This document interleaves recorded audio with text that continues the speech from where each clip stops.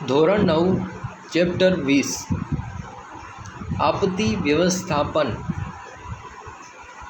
આપત્તિ કુદરતી હોય કે માનવ સર્જિત, ત્વરિત હોય કે મંદ, પૃથ્વીના પેટાળમાંથી કે વાતાવરણમાંથી પેદા થયેલી હોય, તે પૃથ્વી પર વ્યાપકપણે અનુભવાય છે, સાથે વિનાશ સર્જે છે। કેટલીક ઘટનાઓના ઉદાહરણો જોઈએ તો સ્પષ્ટ થાય છે કે તે જાનમાલનું વધુ પ્રમાણમાં નુકસાન કરે છે। જ્વાળામુખી વિસ્ફોટ, ભૂકંપ, સુનામી જેવી ઘટનાઓ કુદરતી અને માનવ સર્જિત એમ બંને કારણોની સંયુક્ત અસરથી જોવા મળે છે। કેટલીક ઘટનાઓ અગાઉથી જ આયોજિત અને નિશ્ચિત વિનાશ કરનારી હોય છે, જેમ કે બીજા વિશ્વયુદ્ધમાં જાપાનના 2 શહેરો હિરોશીમા અને નાગાસાકી પર સંયુક્ત રાજ્ય અમેરિકાની સેનાઓ દ્વારા પરમાણુ બોમ્બ હુમલો। જ્યારે કેટલીક ઘટનાઓ માનવીય ભૂલ કે બેદરકારીનું પરિણામ હોય છે, જેમ કે ભોપાલ ગેસકાંડ, રશિયાની ચર્નોબિલ પરમાણુ દુર્ઘટના। આપત્તિના પ્રકાર। આપત્તિઓના જોખમોથી આપણે માહિતગાર છીએ। બચાવ રાહતની વ્યૂહરચના કરવા તેના કારણો અને જવાબદાર સંજોગોને જાણવા પડશે। બચાવની સમગ્ર તૈયારીઓના સંદર્ભે પણ આ વિગતો જાણવી ખૂબ જરૂરી છે। આપત્તિ વ્યવસ્થાપનના તજજ્ઞોએ આપત્તિઓના કુદરતી અને માનવ સર્જિત એમાં 2 પ્રકાર પાડ્યા છે। કુદરતી આપત્તિઓ, જેમાં પૂર, વાવાઝોડું, સુનામી, દુકાળ, ભૂકંપ, જ્વાળામુખી, દાવાનળ વગેરે। જેમાં પૂર, વાવાઝોડું, સુનામી, દુકાળની આગાહી કરી શકાય છે, જ્યારે ભૂકંપ, જ્વાળામુખી, દાવાનળની પૂર્વ આગાહી શક્ય નથી। માનવ સર્જિત આપત્તિ, તેમાં આગ, ઔદ્યોગિક અકસ્માત, બોમ્બ વિસ્ફોટ, હુલ્લડ વગેરે મુખ્ય છે। પેલું કુદરતી આપત્તિઓ। પૂર। પૂરનો સામાન્ય રીતે આપણે એવો અર્થ કરીએ છીએ કે વિશાળ ભૂવિસ્તારનું સતત કેટલાય દિવસો સુધી પાણીમાં ડૂબેલું રહેવું। મોટે ભાગે લોકો પૂરની ઘટનાને નદી સાથે જોડે છે, જ્યારે નદીનું પાણી કિનારાના ભાગો ઉપરથી વહીને નજીકના જમીન વિસ્તારોને ડૂબાડી દે છે। પૂર એક કુદરતી ઘટના છે અને એકધારા ભારે વરસાદનું પરિણામ છે। માનવ પ્રવૃત્તિઓ, જળ પરિવાહ, જમીનનો ઢોળાવ વગેરે બાબતોને અવગણીને કરાયેલા બાંધકામથી પૂર વિકરાળ સ્વરૂપ ધારણ કરે છે અને મોટા પ્રમાણમાં જાનમાલની હાનિ કરે છે। શું કરવું? સલામત સ્થળે પોતાની કિંમતી તથા અંગત જરૂરિયાત વસ્તુઓ લઈ આશ્રય લેવો। પાણી, સૂકો નાસ્તો, મીણબત્તી, ફાનસ, પ્લાસ્ટિકની ડબ્બીમાં ભેજ ના લાગે તે રીતે દીવાસળીની પેટી સાથે રાખવી। બાળકોને ભૂખ્યા રાખશો નહીં। પૂર ઓસર્યા બાદ પાણી ઉકાળીને વાપરવું। રેડિયો, મોબાઈલ ફોન અચૂક સાથે રાખવા। સાપથી સાવધાન રહેવું। તે કોરી અને સૂકી જગ્યામાં આવી શકે છે, તેને દૂર રાખવા વાંસની લાકડી સાથે રાખવી। શું ન કરવું? પૂરના પાણીથી બનાવેલ ખોરાક ખાશો નહીં। સલામત સ્થળેથી બહાર જતા પહેલાં માર્ગો અને પરિસ્થિતિની ચોક્કસ માહિતી લીધા વિના નીકળશો નહીં। વાવાઝોડું, ચક્રવાત। વાતાવરણમાં રચાતા વિક્ષોભથી ભારતીય ઉપમહાદ્વીપમાં ચક્રવાત, સંયુક્ત રાજ્ય અમેરિકામાં હરિકેન અને ટોર્નેડો, ચીન અને જાપાનના કિનારે ટાઇફૂન, અત્યંત વિનાશક રીતે ત્રાટકે છે. આ પ્રચંડ વાતાવરણીય તોફાનો હવાના દબાણની અસમતુલાથી સર્જાય છે. આ વાતાવરણીય તોફાની પવનો જે વિસ્તારમાંથી પસાર થાય છે ત્યાં મોટા પ્રમાણમાં વિનાશ વેરે છે. ભારતના પૂર્વ કિનારે અને કચ્છ સૌરાષ્ટ્રના કિનારે તેની પણ વિધ્વંસક અસરો અનુભવાઈ છે. શું કરવું? આવનાર તોફાનોના ચોક્કસ સમય જાણવા માટે ટીવી, રેડિયોના સમાચાર જોતા રહો. જેમની પાસે રેડિયો હોય તેમણે સાથે વધારાની બેટરી હાથવગી રાખવી. મોબાઈલ ફોન ચાર્જ કરી લેવા. વળી પાવર બેંક જેવા સાધનો હોય તો તેને પણ અગાઉથી ચાર્જ કરી સાથે રાખવા. રેડિયો દ્વારા મળતી સૂચનાઓ, ચેતવણીઓ ધ્યાનથી સાંભળો અને તેનો અમલ કરો. અફવાઓથી દૂર રહો. વધારાનો ખોરાક, સૂકો નાસ્તો, પીવાના પાણીનો જરૂર મુજબ સંગ્રહ કરો. બાળકો અને વૃદ્ધો માટે જરૂરી એવા ખોરાક અને દવાની પણ જોગવાઈ રાખો. બચાવ તંત્ર દ્વારા તમને ઘર છોડી દેવાનું કહેવામાં આવે તો તે સૂચનાનું તાત્કાલિક પાલન કરો. શુદ્ધ અને સલામત પાણી પીવા માટે વાપરવું. સરકાર કે સ્વૈચ્છિક સંસ્થા દ્વારા ઊભા કરાયેલા આશ્રય સ્થાનમાં આશ્રય લીધો હોય ત્યારે ત્યાંના વ્યવસ્થાપકોએ આપેલી સૂચનાઓનું ચુસ્ત પાલન કરો અને તેમની સૂચના સિવાય તે સ્થાન ન છોડો. પાલતુ પ્રાણીઓને ખીલે બાંધી રાખશો નહીં. જો તે છૂટા હશે તો પોતાનો બચાવ કરવાનો પ્રયત્ન સારી રીતે કરી શકશે. શું ન કરવું? રેડિયો પર હવામાન વિભાગ દ્વારા આવતી ચેતવણી સિવાયની વાતો કે અફવાઓ ધ્યાનમાં ન લેશો. અચાનક હવામાન સ્વચ્છ થઈ જાય, વરસાદ બંધ થઈ જાય, પવન રોકાઈ જાય તો પણ ખુલ્લામાં બહાર ના નીકળશો. અચાનક પવન કે વરસાદ ત્રાટકી શકે છે. વીજળીના થાંભલા, લટકતા છૂટા વાયરને અડકશો નહીં તથા તેનાથી દૂર રહેશો. જાહેરાતના મોટા પાટિયા, હોર્ડિંગ્સ કે મોટા વૃક્ષો પાસે આશ્રય ના લેશો. ભૂકંપ. ભૂકંપનો સામાન્ય અર્થ પૃથ્વી સપાટીનું કંપવું કહે છે. બહુધા પૃથ્વીના પેટાળમાં થતી ભૂગર્ભિક ક્રિયાઓને પરિણામે ભૂકંપો અનુભવાય છે.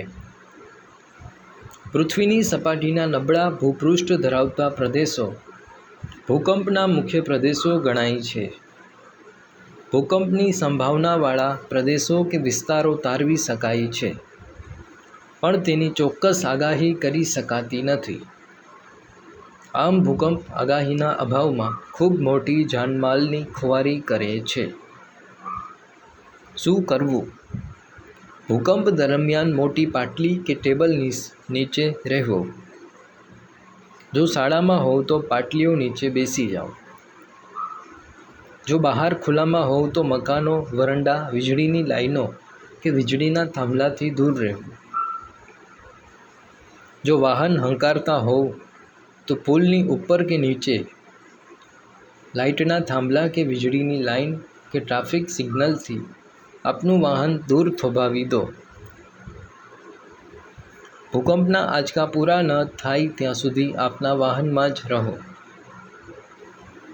ભૂકંપના આંચકા પૂરા થયા બાદ પણ ઘરની કેટલીક વસ્તુઓ જેવી કે ફ્રીજ, દિવાલ પર લગાડેલા ફોટા કે છત પરના પંખા, સીલિંગ ફેન પાછળથી પણ પડી શકે છે, માટે તેનાથી દૂર રહેવું. ઘટનાના માર્ગદર્શન માટે સ્થાનિક રેડિયો સાંભળો. નવા બનતા મકાનો ભૂકંપ પ્રતિરોધક તરાહના બનાવવા જોઈએ. શું ન કરવું? ગભરાઈને બૂમાબૂમ કે નાસભાગ ના કરવી. ભૂકંપના આંચકા આવ્યા પછી પડતી ચીજો કે વસ્તુઓને રોકવાનો પ્રયાસ ના કરો. નીચે ઉતરવા માટે લિફ્ટનો ઉપયોગ ના કરવો.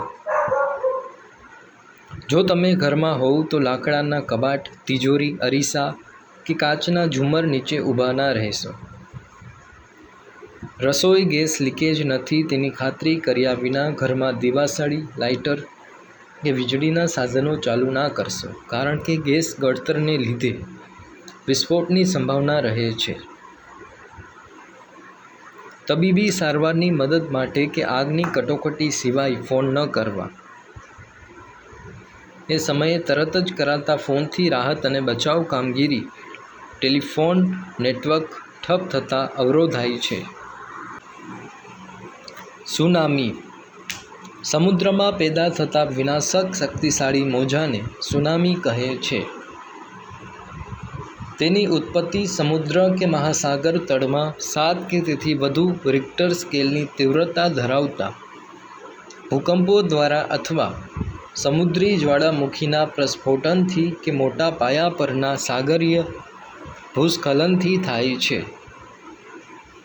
સુનામી શબ્દનો અર્થ જાપાનીઝ ભાષામાં વિનાશક મોજા એવો થાય છે. મોટે ભાગે સુનામીની ઉત્પત્તિ સમુદ્ર તળના ભૂકંપો દ્વારા જ થાય છે. તેથી તેને ભૂકંપીય સાગર મોજા તરીકે પણ ઓળખવામાં આવે છે. આ મોજા તેના ઉદ્ભવ સ્થાનેથી વલયાકાર સ્વરૂપે તીવ્ર ગતિએ પ્રસરે છે. ઊંડા સમુદ્રોમાં તે ઓછી ઊંચાઈને કારણે નજરે પડતા નથી, પણ કિનારાની નજીક અને છીછરા સમુદ્ર ક્ષેત્રમાંથી પસાર થતાં તે વિનાશકારી સ્વરૂપ ધારણ કરે છે. તેની ઝડપ કિનારા પાસે ઓછી થાય છે અને ઊંચાઈ વધી જાય છે. આ જ કારણથી કિનારાના ક્ષેત્રોમાં પાણીની એક દિવાલ બની આગળ વધી ભારે તબાહી મચાવે છે.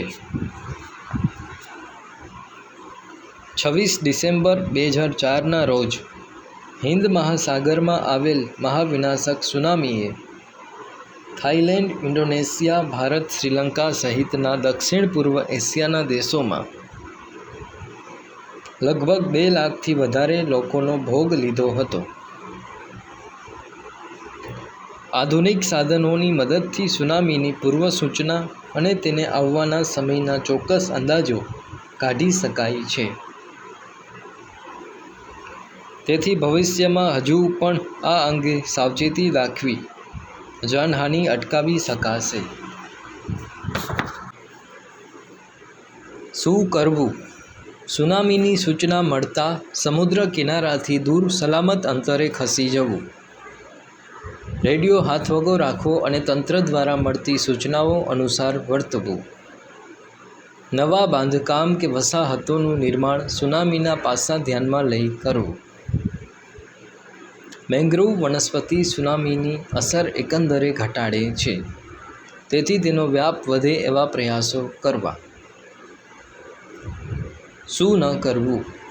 કિનારે આવેલા ઊંચા મકાનો ઉપર આશરો ન લેવો, કારણ કે તે વિનાશક મોજાની અસરથી તૂટી શકે છે.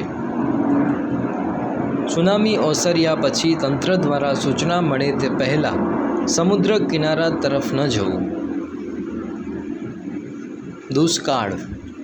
દુષ્કાળ એ અત્યંત વિનાશકારી લાંબા સમય સુધીનો પ્રભાવી કુદરતી પ્રકોપ છે. તેની અસર જીવસૃષ્ટિના અસ્તિત્વ માટે જરૂરી એવી બાબતો પાણી અને ખોરાક સાથે પ્રગાઢ રીતે જોડાયેલી છે. મોસમી આબોહવાના વિસ્તારોમાં અનિયમિત વર્ષા ઋતુથી અને ઓછા કે નહિવત વરસાદના વર્ષોમાં દુષ્કાળની સમસ્યા ઉદ્ભવે છે, કારણ કે ખેતી પાકો, અનાજ અને જીવસૃષ્ટિ પાણી પર સંપૂર્ણ રીતે અવલંબે છે. અછતની પરિસ્થિતિ પાણીના અભાવને લીધે સર્જાય છે, અને આ પરિસ્થિતિમાં ખેતી અને કુદરતી વનસ્પતિને ભારે હાનિ પહોંચે છે. દુષ્કાળની સ્થિતિમાં માનવો માટે અનાજની સાથે સાથે પાલતુ પશુઓના ચારાની સમસ્યા ઊભી થાય છે. એક જમાનામાં દુષ્કાળમાં ભૂખમરાથી ભારે જાનહાનિ થતી. જો કે આજના યુગમાં વાહન વ્યવહાર અને સુદૃઢ વ્યવસ્થાપનને કારણે તે નિવારી શક્યા છીએ.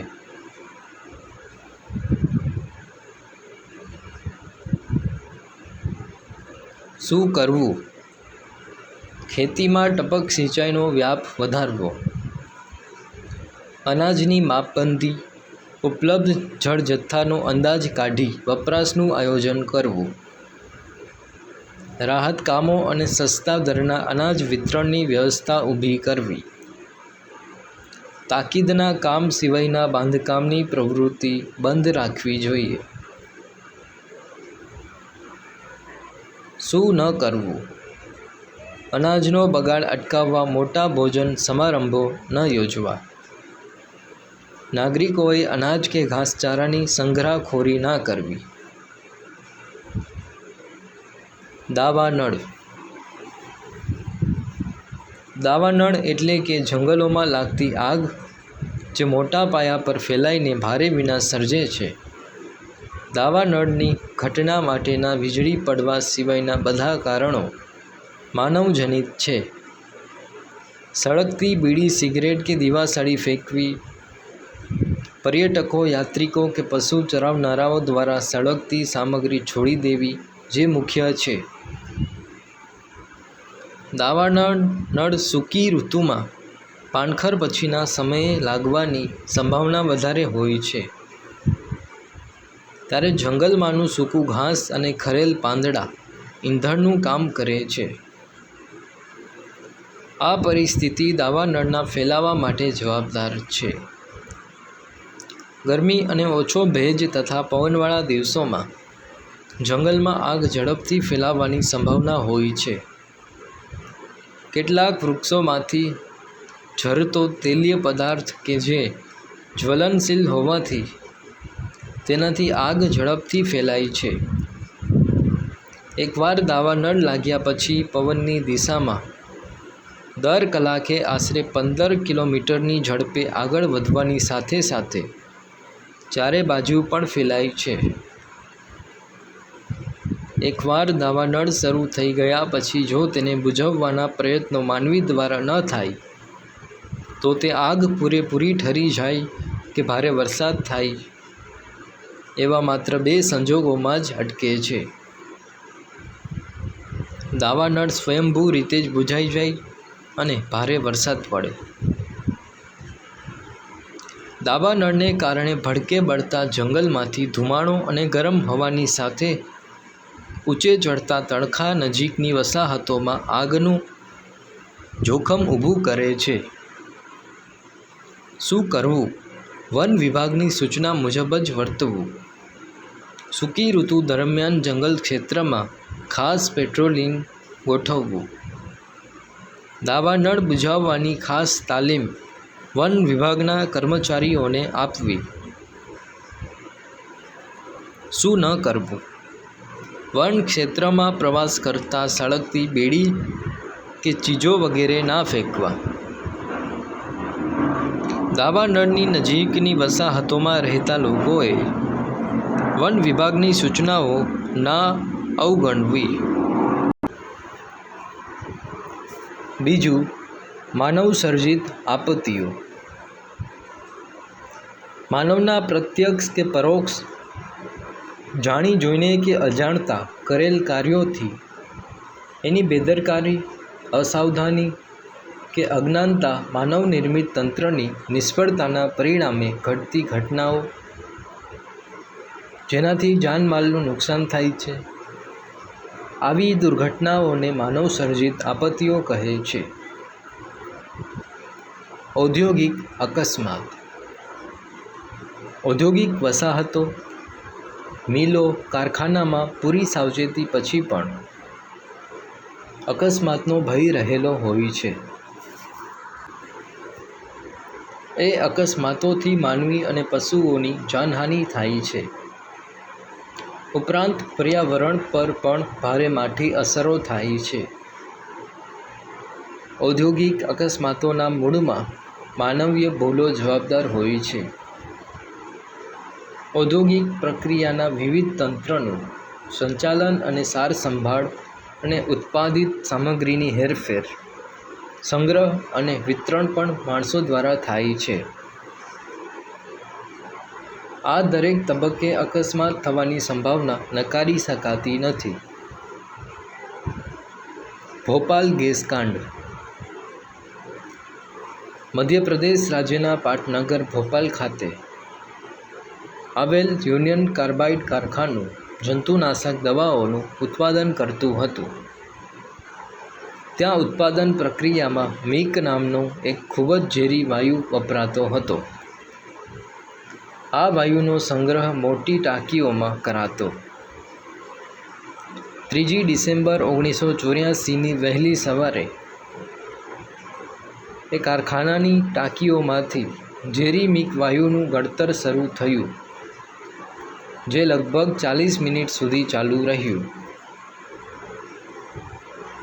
વહેલી પરોઢે ઘટેલી આ ઘટનાથી પલકારામાં ભોપાલના ગીચ વિસ્તારોમાં ઝડપથી તે વાયુ ફેલાઈ ગયો અને આધારભૂત આંકડા મુજબ લગભગ 2500 જેટલા લોકો મૃત્યુ પામ્યા.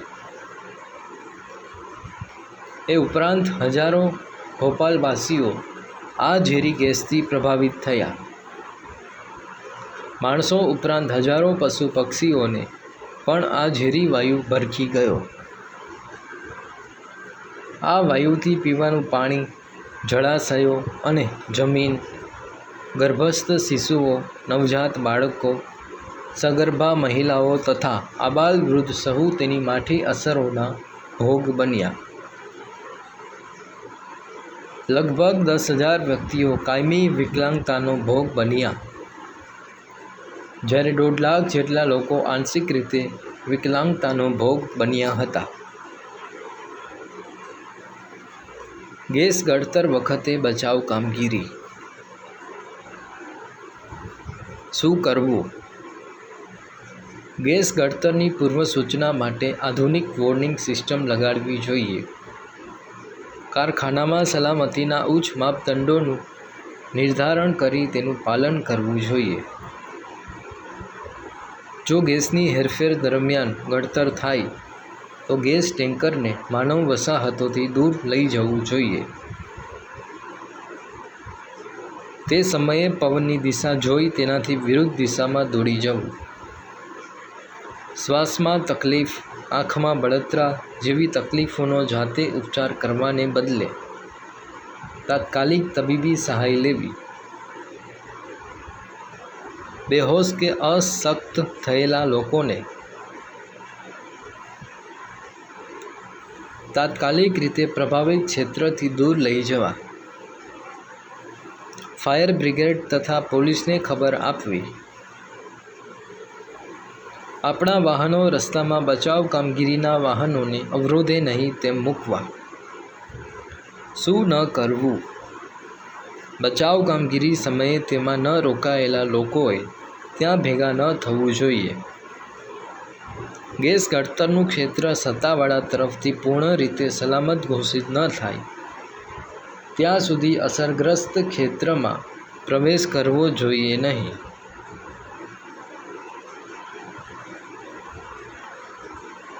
બચાવ કામગીરીના પ્રશિક્ષણ અને તે માટેના જરૂરી સરંજામ વગર બચાવ કામગીરીમાં જોડાવું નહીં. વિષાણુજન્ય રોગ. જ્યારે સામાન્ય પરિસ્થિતિ કરતાં ઘણા મોટા વિસ્તારમાં બહુ મોટી સંખ્યામાં લોકો રોગનો ભોગ બને છે, ત્યારે રોગચાળો ફાટી નીકળ્યો એમ કહેવાય છે. એમાં રોગોથી લોકો પોતાના પ્રાણ ગુમાવે છે. સામાન્ય રોગો કરતાં વિષાણુજન્ય રોગોના દર્દીઓની સંખ્યા ઝડપથી વધે છે. જેમાં dengue, Ebola, swine flu, influenza જેવા રોગોએ આજ દિન સુધી હજારો લોકોને પોતાનો શિકાર બનાવ્યા છે. આ રોગોની ભયાનકતા વિકરાળ હોય છે.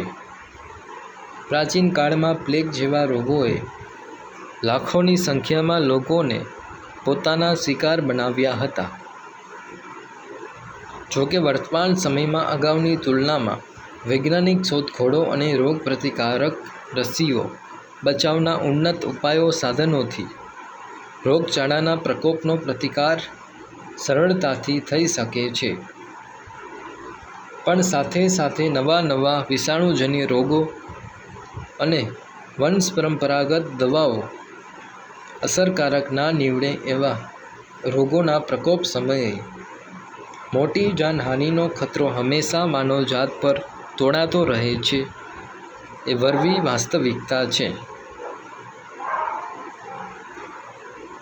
સપ્ટેમ્બર 1994માં સુરત શહેરમાં પ્લેગના રોગચાળાને અને તાજેતરમાં 2015માં ગુજરાત અને દિલ્હી સહિત દેશના અન્ય ભાગોમાં સ્વાઇન ફ્લૂના અને ડેન્ગ્યુ રોગચાળાને તંત્ર દ્વારા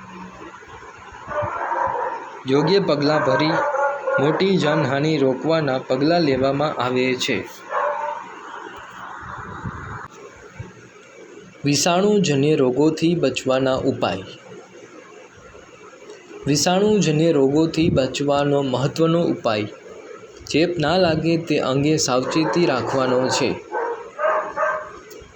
પ્રચાર પ્રસાર દ્વારા લોકોને રોગ થવાના કારણો, પરિણામો તથા બચાવથી વાકેફ કરવા જોઈએ. તેના માટેની રોગ પ્રતિકારક રસી લેવી. દર્દીઓની સારવાર માટે અલાયદા વોર્ડના પ્રબંધનની વ્યવસ્થા કરવી જોઈએ.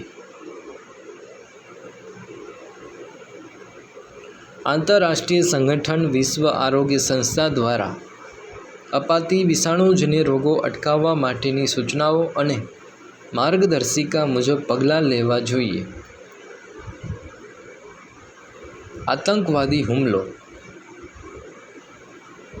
ગઈ સદીના છેલ્લા દાયકાથી સમગ્ર વિશ્વમાં ત્રાસવાદની ઘટનાઓએ ખૂબ જ ભયાનક વરવું સ્વરૂપ ધારણ કર્યું છે તે આપણે સહુ જાણીએ છીએ.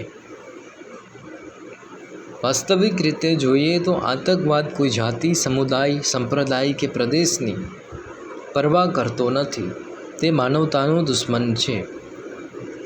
સામાન્ય રીતે વ્યક્તિ કે વ્યક્તિઓના સમૂહ દ્વારા કરાતા અનૈતિક વિનાશકારી કાર્યોને આતંકવાદ કહે છે. જેમાં સંપત્તિનો નાશ કરવો, ડર અને ભયનો માહોલ ઊભો કરી પોતાની માંગણીઓ પ્રત્યે ધ્યાન આકર્ષવું, સામૂહિક નરસંહાર, અપહરણ જેવા અમાનવીય કૃત્યો આતંકવાદીઓના હથિયાર છે. હાલમાં આતંકવાદનો વ્યાપ એટલો વધી ગયો છે કે તે વિશ્વના ઘણા દેશોમાં ફેલાઈ ગયો છે. વર્તમાન સમયમાં કદાચ કોઈ પણ દેશ આતંકવાદથી સુરક્ષિત નથી. વિશ્વની કેટલીક આતંકવાદી ઘટનાઓ. 11મી સપ્ટેમ્બર 2001ના રોજ સંયુક્ત રાજ્ય અમેરિકામાં એક આતંકવાદી સંગઠન દ્વારા શ્રેણીબદ્ધ રીતે આત્મઘાતી હુમલાઓ કરાયા. એ દિવસે સવારે 19 જેટલા આતંકવાદીઓએ 4 ઉતારુ જેટ વિમાનોનું અપહરણ કર્યું, જેમાંના 2 વિમાનોને ન્યૂયોર્ક શહેરના ટ્વિન ટાવર સાથે અથડાવ્યા હતા. આ 2 વિમાનોની ટક્કરથી તેમાં સવાર તમામ ઉતારુઓ તથા તે ટાવરમાં કામ કરનાર સેંકડો લોકો ગણતરીની મિનિટોમાં માર્યા ગયા તથા ઘણી મોટી સંખ્યામાં લોકો મકાનોના ધરાશાયી થવાથી ઘાયલ થયા. બાકીના 2 વિમાનો પૈકી એક વિમાન પેન્ટાગોનમાં અથડાવ્યું અને બીજું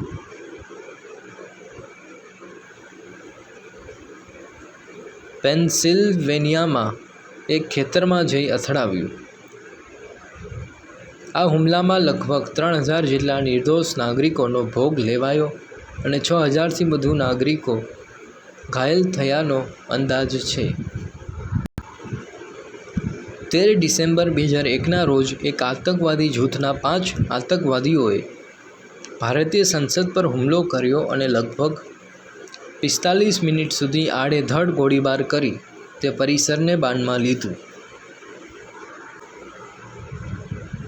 લોકશાહીના પવિત્ર મંદિર એવી સંસદને ભ્રષ્ટ કરવાના પ્રયત્નોને ભારતીય સુરક્ષા દળના જવાનોએ જાનની બાજી લગાવી તેને નિષ્ફળ બનાવ્યા.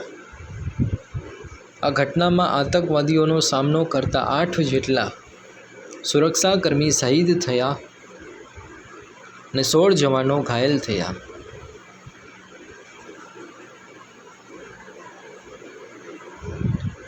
નવેમ્બર 2008ના રોજ મોડી રાત્રે મુંબઈની જાણીતી હોટલો પાસે તથા અન્ય મહત્ત્વની જગ્યાઓએ થોડા સમયના અંતરે શ્રેણીબદ્ધ વિસ્ફોટો અને ગોળીબારની ઘટનાઓ થઈ, જેના કારણે 137 જેટલા લોકો ઘાયલ થયા. આ ઉપરાંત જાણીતી હોટલોમાં પણ આતંકવાદીઓએ અનેક લોકોને બાનમાં લીધા. આ ઘટના પર નિયંત્રણ મેળવવા કેન્દ્ર સરકારના 200 NSG national security guard commando, લશ્કરના 50 કમાન્ડો તથા લશ્કરની 5 ટુકડીઓ મોકલવામાં આવી.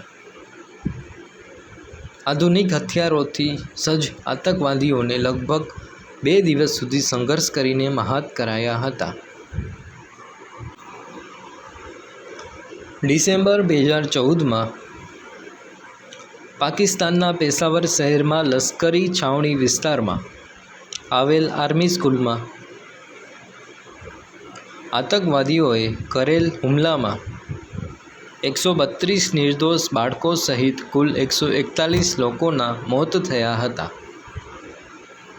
શું કરવું? કોઈપણ વ્યક્તિની શંકાસ્પદ હિલચાલની પોલીસને જાણ કરો. જાહેર સ્થળો જેવા કે શોપિંગ મોલ, છબીઘરો, બગીચા, ધાર્મિક સ્થાનોમાં બિનવારસી વસ્તુઓને અડશો નહીં. તેની જાણ ફરજ પરના સુરક્ષાકર્મીને કરો.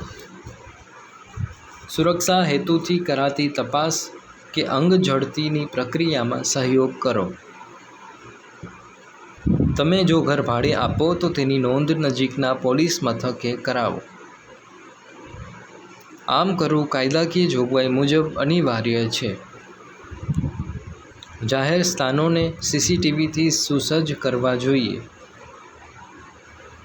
મુસાફરી દરમિયાન બસ કે ટ્રેનમાં કોઈ વ્યક્તિ પોતાનો સામાન છોડી ઉતરી ગયેલો માલુમ પડે તો તેની તાત્કાલિક જાણ જવાબદાર વ્યક્તિને કરો. પાડોશમાં રહેતા લોકોમાંથી જો કોઈ વ્યક્તિ એકલો હોય, સ્થાનિક લોકો સાથે હળતો મળતો ના હોય, મોડી રાત સુધી કમ્પ્યુટર કામ કરતો હોય તેવા લોકોની વર્તણૂકની પોલીસને જાણ કરો. બિનવારસી વાહનોની જાણ પોલીસને કરો. શું ન કરવું? અજાણ્યા વ્યક્તિ દ્વારા અપાતી વસ્તુ કે પાર્સલ લેશો નહીં. અજાણ્યા વ્યક્તિને પૂરતી તપાસ સિવાય ઘર ભાડે આપશો નહીં. અજાણ્યા વ્યક્તિ સાથે ઘર, મોબાઈલ કે વાહનની લે-વેચ કરશો નહીં. હુલ્લડ. દુનિયામાં અનેક દેશોમાં આ સમસ્યા જોવા મળે છે. સામાન્ય રીતે હુલ્લડના લક્ષણો તપાસીએ તો જણાય છે કે તેમાં જોડાયેલા મોટાભાગના લોકો તેના મૂળ હેતુ કે આશયથી અજાણ હોય છે. તેમની સામેલગીરી માત્ર દેખાદેખી કે ટોળાશાહી રીતે થઈ હોય છે. કોઈ સમૂહ હિત કે હેતુ વિના એકત્ર થયેલા ટોળા દ્વારા ઇરાદાપૂર્વક શાંતિનો ભંગ કરાય છે. કાયદાથી સ્થાપિત શાસન પ્રણાલીને આવા હુલ્લડો અસ્થિર બનાવે છે. ક્યારેક હુલ્લડો રાજકીય સ્વરૂપ ધારણ કરી બંડ બની જાય છે તો ક્યારેક કોમી રમખાણોમાં ફેરવાઈ જાય ત્યારે દેશમાં સામાજિક સદ્ભાવ અને સંવાદિતા જોખમાય છે. નિર્દોષ નાગરિકોને આવા હુલ્લડોથી ઘણું વેઠવાનું આવે છે. રોજે રોજ કમાઈને ખાનારા શ્રમજીવીઓનો જીવન નિર્વાહ અઘરો બની જાય છે. ઉપરાંત લોકોના જાનમાલની પણ ભારે ક્ષતિ થાય છે. તેનાથી દેશની એકતા અને અખંડતા જાળવવા માટે પડકાર ઊભો થાય છે. આથી હુલ્લડોને સખત પગલાં લઈ ડામવા અનિવાર્ય છે.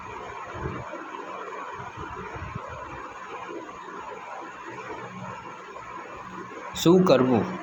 અફવાઓ હિંસા ભડકાવે તેવી વાતોને ફેલાતી અટકાવો. મહોલ્લા કે પોળોમાં શાંતિ સમિતિની રચના કરી તેમાં સક્રિયતાથી પ્રવૃત્ત થવું. હુલ્લડના અસરગ્રસ્તોને મદદરૂપ થઈ નાગરિક ધર્મ બજાવવો. શું ન કરવું? અફવાઓના ફેલાવામાં નિમિત્ત ના બનશો. કાયદો અને વ્યવસ્થા જાળવવામાં તંત્ર દ્વારા આપેલ આદેશો કે સંચારબંધીનું ઉલ્લંઘન ના કરશો. સોશિયલ મીડિયામાં આવતી પાયા વિનાની વાતો ન માનશો અને તેને ફેલાવશો નહીં. આ ઉપરાંત ક્યારેક આતંકવાદીઓ પોતાના સાથીઓને જેલમાંથી છોડાવવા કે પોતાની અન્ય માંગણીઓ સત્તાવાળાઓ પાસે મનાવવા બસ, ટ્રેન કે વિમાન જેવા ઉતારુ વાહનોનું અપહરણ કરે છે. મુસાફરોને બાનમાં લઈ દબાણ ઊભું કરવાના પ્રયાસો કરે છે. આવા સમયે બાનમાં પકડાયેલ મુસાફરોના કુટુંબીજનોએ ધૈર્ય દાખવીને શાંતિ જાળવવી જોઈએ અને શાસન દ્વારા કરાતી કામગીરીનું સમર્થન કરવું જોઈએ. આવી ઘટનાઓમાં કમાન્ડો ઓપરેશન હાથ ધરીને કે આતંકવાદીઓ સાથે વાટાઘાટો કરી નાગરિકોને છોડાવવાની કામગીરી હાથ ધરાઈ છે. ટ્રાફિક સમસ્યા. આપણે સૌએ મોટા શહેરોની સડકો પર વાહનોને એકબીજાની અડોઅડ ચાલતા અને તેમને ગોકળગાયની ગતિએ આગળ વધતા જોયા છે. આ પરિસ્થિતિને ટ્રાફિક જામ કહેવામાં આવે છે. જ્યારે વાહન વ્યવહારના સાધનો સડક પર અટકી જાય છે ત્યારે ટ્રાફિકની સમસ્યા ઊભી થાય છે. મોટા શહેરોની વ્યસ્ત સડકો પર આ પ્રકારની સમસ્યા વારંવાર સર્જાય છે. સડકો પર વધુ અવરજવરના સમયે વાહનોની ગતિ લગભગ થંભી જાય છે. આવા વિકટ સમયે વાહન ચાલકો, મુસાફરો અને રાહદારીઓ માનસિક તણાવ અનુભવે છે. આ સ્થિતિ પર નિયંત્રણ કે માર્ગ વ્યવહારને પુનઃ શરૂ કરવામાં ઘણો લાંબો સમય લાગે છે. ટ્રાફિક જામ થતાં વાહનોમાંથી નીકળતો ધુમાડો તથા મોટી માત્રામાં બહાર પડતા મલિન દ્રવ્યોથી વાયુ અને સાથે સાથે અવાજનું પ્રદૂષણ પણ જન્માવે છે. પરિણામે તે વિસ્તારોમાં લોકોના આરોગ્ય અને વનસ્પતિના વૃદ્ધિ વિકાસ જોખમાય છે. સમગ્ર વિશ્વમાં વધતા જતા શહેરીકરણથી ટ્રાફિક જામની સમસ્યા લગભગ બધા મોટા શહેરોમાં જોવા મળે છે. વાહનોની હારમાળા ઘણી લાંબી બની જાય છે. રાહત અને બચાવની કામગીરીની ફરજ બજાવતા વાહનો રસ્તા પર અટવાય ત્યારે ઘણી વાર તો વ્યક્તિ કે વ્યક્તિઓને પોતાનો પ્રાણ ગુમાવવાનો વારો આવે છે. ઉદાહરણ તરીકે 108 એમ્બ્યુલન્સનું અટકાવવું, ટ્રાફિક વધવાના કારણે વાહન ચાલકોની બેદરકારી અને માર્ગ ઉપરની નિશાનીઓ કે ચિહ્નોની સમજના અભાવે સર્જાતા અકસ્માતોમાં પ્રતિ વર્ષ સેંકડો લોકો પોતાના જાન ગુમાવે છે. ભારતની સડકો પર થતા અકસ્માતોમાં થતા મૃત્યુનો આંક ઘણો ઊંચો છે. કેટલીક વાર સડક દુર્ઘટનામાં ભોગ બનનારી વ્યક્તિ ક્યારેક કાયમી અપંગ બની જાય છે. સગીર વયના ચાલકો દ્વારા થતા વાહન અકસ્માતોના કિસ્સા વર્તમાનપત્રોમાં મોટા ભાગે ચમકતા રહે છે. ધોરીમાર્ગો પર અતિશય વાહનોના ભારણથી તથા અનિયંત્રિત ગતિના કારણે મોટી દુર્ઘટનાઓ સર્જાય છે. માનવરહિત રેલવે ફાટકો પર થતા વાહન અકસ્માતોએ બિનજરૂરી ઉતાવળ કે અપાયેલી સૂચનાઓને અવગણવાનું પરિણામ છે. વધુ પડતા ટ્રાફિકથી સમય અને ઈંધણનો મોટી માત્રામાં બગાડ થાય છે. જો સમયસર અસરકારક પગલાં, પરિવહન વ્યવસ્થાનું આગોતરું આયોજન અને ટ્રાફિકના નિયમોના પાલન માટેની પ્રતિબદ્ધતા નહીં કેળવીએ તો આ સમસ્યાથી આગામી દિવસોમાં અનેક લોકોની જિંદગી માટે જોખમ ઊભા થશે તે નિઃશંક છે. શું કરવું? મોટા શહેરોની નજીક ઉપનગરો વિકસાવવા તથા તેને સુવિધાજનક શહેર પરિવહન સેવાથી સઘન રીતે સાંકળવા જોઈએ. રાહદારીઓ અને સાયકલ સવારો માટે સડકની સાથે અલગ ટ્રેક બનાવવા. જાહેર સડકો પર થતા દબાણો નાબૂદ કરવા. ધીમી ગતિએ ચાલતા વાહનો, પ્રાણીઓ કે વ્યક્તિ દ્વારા ખેંચાતા વાહનોને પીક અવર્સ દરમિયાન ચલાવવા પર પ્રતિબંધ મૂકવો. પરિવહનને લગતા નિયમોની જાણકારી શિક્ષણ, જાહેર ખબરો અને જનજાગૃતિ કાર્યક્રમોના માધ્યમથી નાગરિકોને આપવી. એક જ સ્થળે અને એક જ સમયે નોકરી કે ધંધા પર જતા વ્યક્તિઓએ પોતાના અલાયદા વાહનને બદલે એક જ વાહન કારપૂલમાં જવાનું ગોઠવવું. સડક પર થતા ખોદકામ અને મરામતના કામ તાત્કાલિક પૂર્ણ કરવા.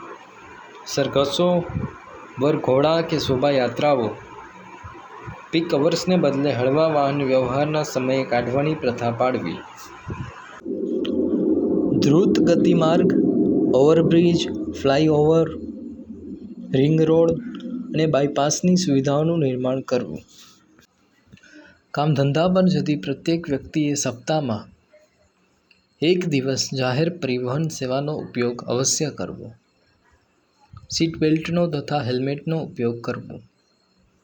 નશો કરી વાહન હાંકનાર, લાયસન્સ વિનાના વાહન ચાલકો, ખૂબ ગતિથી વાહન ચલાવનારાઓ તથા ટ્રાફિકના નિયમોનું ઉલ્લંઘન જેવી બાબતો માટે કડક શિક્ષાની જોગવાઈ કરવી. વાહન ચાલકે વાહનના જરૂરી કાગળો, આરસી બુક, પીયુસી પ્રમાણપત્ર વાહનમાં સાથે રાખવા. આરટીઓ માન્ય નંબર પ્લેટ જ લગાવવી. વાહનમાં પ્રાથમિક ઉપચાર પેટી ફર્સ્ટ એડ બોક્સ અવશ્ય રાખવું જોઈએ. પોતાનું વાહન નિર્ધારિત લેનમાં જ હંકારવું. વાહન ચાલકે સાઇડ મિરરનો ઉપયોગ કરવો તથા પોતાનું સંપૂર્ણ ધ્યાન વાહન હંકારવામાં રાખવું. દરવાજા બરાબર બંધ થયાની ચકાસણી કર્યા પછી વાહન હંકારવું. વાહન થોભાવતા પહેલાં પાર્કિંગ લાઇટ અચૂક ચાલુ કરવી. નાના વાહનો અને રાહદારીઓની સુગમતા સારું રાત્રિના સમયે ડીપર, લો બીમનો ઉપયોગ કરવો. વાહન હંકારતા બૂટ પહેરવા. ધીમી ગતિથી ચાલતા વાહનો હંમેશા રસ્તાની છેક ડાબી બાજુએ હંકારવા. હંમેશા જમણી બાજુએથી ઓવરટેક કરવું. શું ન કરવું? ટ્રાફિકના નિયમોનું ઉલ્લંઘન કરવું નહીં. માલ સામાનની હેરફેર રાત્રિ કે વહેલી સવારના સમય સિવાય ન કરવી. વાહનોમાં નિર્ધારિત ક્ષમતા અને મર્યાદા કરતાં વધારે સામાન કે ઉતારુઓનું સ્થળાંતર કરવું નહીં. વાહન ચાલકો માટે સડકો પર મૂકેલી સૂચનાઓના બોર્ડ, નિશાનીઓ કે સંકેતોને નષ્ટ કે વિકૃત કરવા નહીં. વાહનોની ડિઝાઇન સાથે ચેડા કરવા નહીં. વાહન હાંકતી વખતે ચાલકે મોબાઈલનો ઉપયોગ ન કરવો. સીટ બેલ્ટને પહેર્યા વિના વાહન હાંકવું નહીં. રેલવેના પાટા કે રસ્તો ઓળંગતા રાહદારીએ ઇયરફોન કે મોબાઈલ વાપરવો નહીં. ટ્રાફિકનું સંચાલન કરતા સુરક્ષા કર્મીઓના સૂચનો બાબતે દલીલબાજીમાં ઉતરશો નહીં.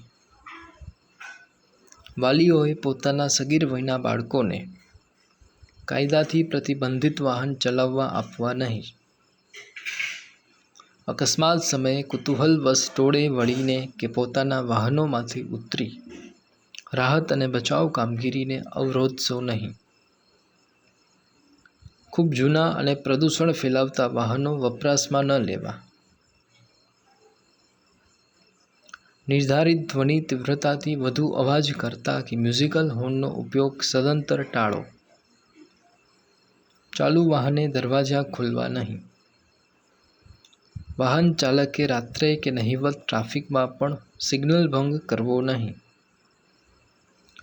વાહનોની અવરજવરવાળા વાહનો, માર્ગો કે વિસ્તારોમાં બાળકોને નહીં રમવા દેવા. કેફી દ્રવ્યો કે પીણાના નશો કરી વાહન હંકારવું નહીં. આપત્તિઓની માનવ જીવન પર અસરો. આપત્તિઓની અસર વધતે ઘટતે અંશે બધા લોકો પર પડે છે, પરંતુ તેની સૌથી મોટી અસરો ગરીબ અને અભાવગ્રસ્ત લોકો પર વિશેષ જોવા મળે છે. સામાન્ય રીતે માનવ જીવન પરની આપત્તિઓની અસરો 4 પ્રકારોમાં વહેંચી શકાય. આપત્તિઓની ભૌતિક અસરો. સ્થાવર અને જંગમ મિલકતોને ભારે નુકસાન થાય છે અથવા તો તે નષ્ટ થાય છે. રસ્તા, રેલમાર્ગો, પુલ, વીજળી, ગેસ, સંદેશા વ્યવહારની વ્યવસ્થા જેવી આંતરમાળખાકીય સુવિધાને ભારે ક્ષતિ પહોંચે છે, જેને તાત્કાલિક પુનઃનિર્માણ કરી શકાતું નથી. પૂરને કારણે ખેતીલાયક ફળદ્રુપ જમીનોનું ભારે ધોવાણ લાંબા ગાળે પણ પૂર્તિ ના થઈ શકે એવું નુકસાન છે. જનજીવન પર થતી અસરો. આપત્તિઓને લીધે અનેક લોકો મોતને ભેટે છે, તો કેટલાક કાયમી વિકલાંગ બને છે. સામાન્ય નાગરિકોનું પણ સ્વાસ્થ્ય કથળે છે. જેણે પોતાના સ્વજનો ગુમાવ્યા છે, તેઓ ભારે આઘાત અને હતાશામાં હોય છે.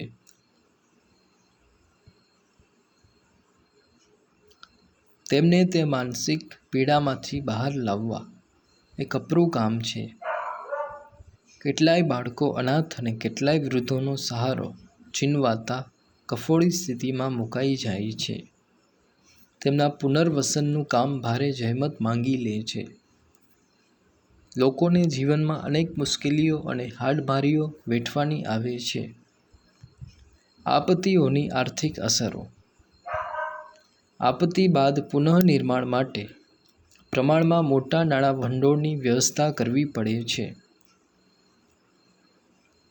તેની સીધી અસર ચાલુ વિકાસના કામો પર પડે છે. નાણાકીય સંશોધનની અછત ઊભી થતાં યોજનાઓ પૂરી કરવાનો સમય લંબાય છે. ઔદ્યોગિક એકમો પુનઃ કાર્યરત થાય ત્યાં સુધી બેરોજગારીનો પ્રશ્ન વિકટ બને છે. આપત્તિગ્રસ્ત વિસ્તારોના લોકોની આર્થિક સ્થિતિ નબળી પડે છે. આપત્તિઓની સામાજિક અસરો. આપત્તિગ્રસ્ત વિસ્તારમાંથી થતું લોકોનું સ્થળાંતર કે પલાયન તે વિસ્તારના સામાજિક ઢાંચાને પ્રભાવિત કરે છે. સામાજિક ઉત્સવો અને જાહેર ઉજવણીના પ્રસંગો અગાઉની તુલનામાં નીરસ બની જાય છે.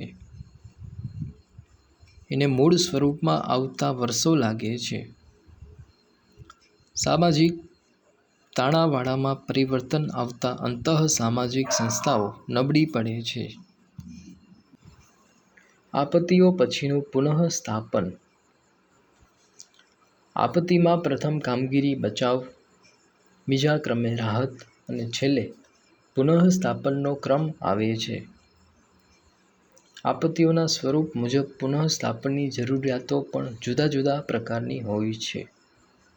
ભૂકંપ, પૂર કે વાવાઝોડા બાદ મોટા પ્રમાણમાં મકાનોનું નિર્માણ કરવું પડે છે.